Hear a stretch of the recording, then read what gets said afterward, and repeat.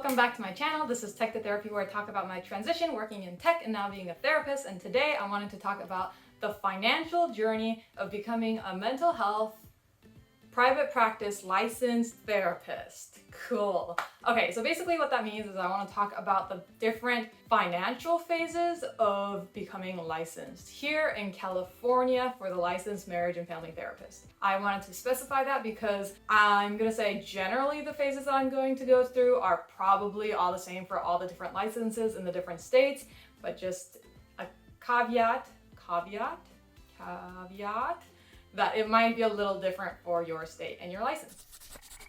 So if you don't know me, I am going through my master's program right now. I'm about 1 month away from graduating and then becoming an associate marriage and family therapist. Woo!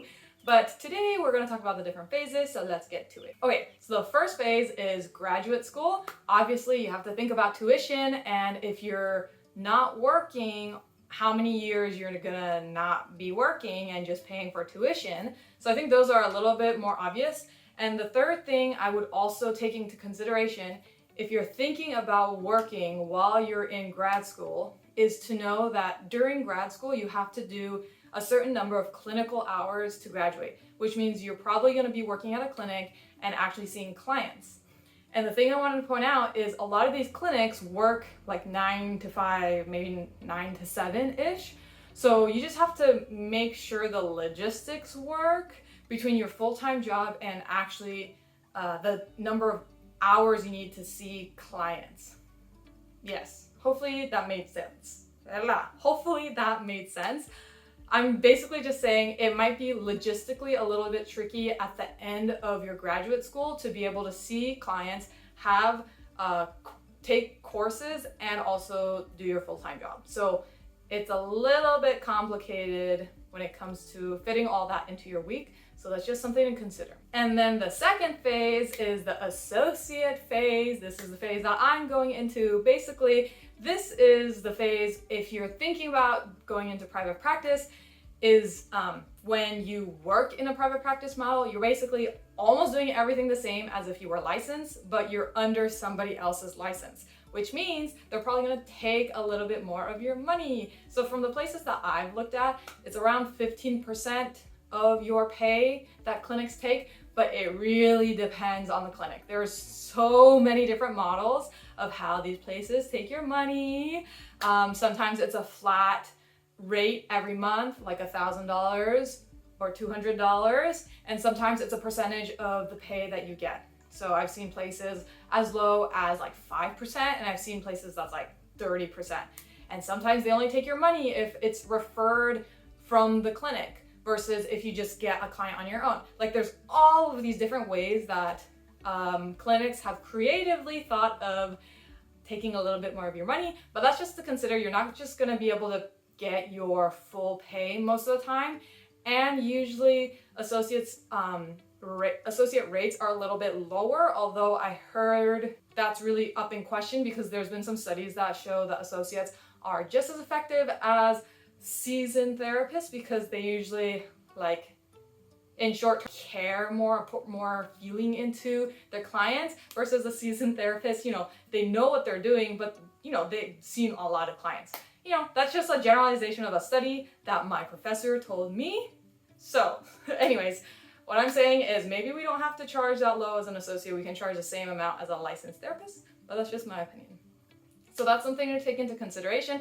And then something else that doesn't seem financially related, but ends up being financially related, is for the licensed marriage and family therapist, you need a certain number of couples, children, or family hours.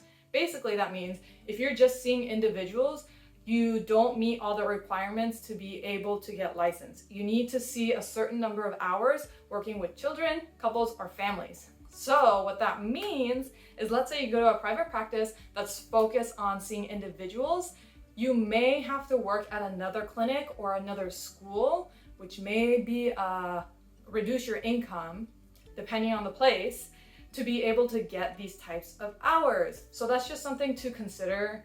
And I know, like, I keep hearing advice from people that get licensed that it's not a joke. These hours, you really have to think about getting them early on because they can be, I think it's like one of the main reasons it takes people a long time to get the hours that they need to be licensed.